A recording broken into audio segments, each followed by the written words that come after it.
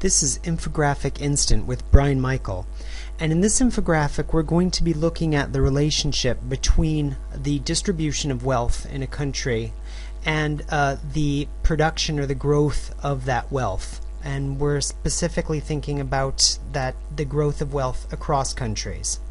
So this is an important issue because wealth has been very much politicized in recent years, as the top 1% and the top 10% get more wealth compared to the middle classes or the lower income classes. This has become a very vibrant political topic. And while we don't want to discuss the politics in this infographic, we do want to highlight that this infographic talks to this broader issue.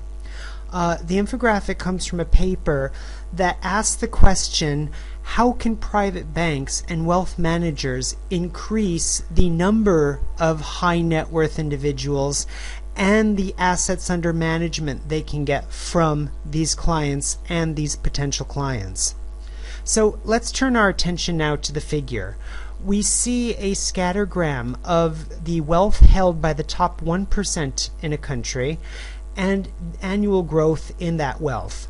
And remember that wealth is different than gross national product, in that gross national product basically represents what a country produces in a year, whereas in wealth is the stock of that GDP. It's how much accumulates over time. So looking at the infograph, we see two different groups. We see OECD and East Asia, which are roughly upper income jurisdictions, and we see the rest of the world. Now, for the rest of the world, we see very little correlation between wealth held by the top of the income distribution, whereas in the OECD and East Asia countries, we see a correlation, a potential correlation between wealth held by the top 1% and annual growth in wealth. So this suggests that there's something structurally different about upper income jurisdictions and the way that wealth helps contribute to the creation of more wealth.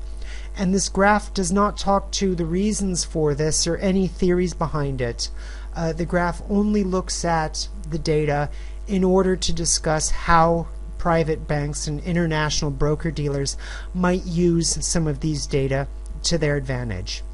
This is Brian Michael with Infographic Instant.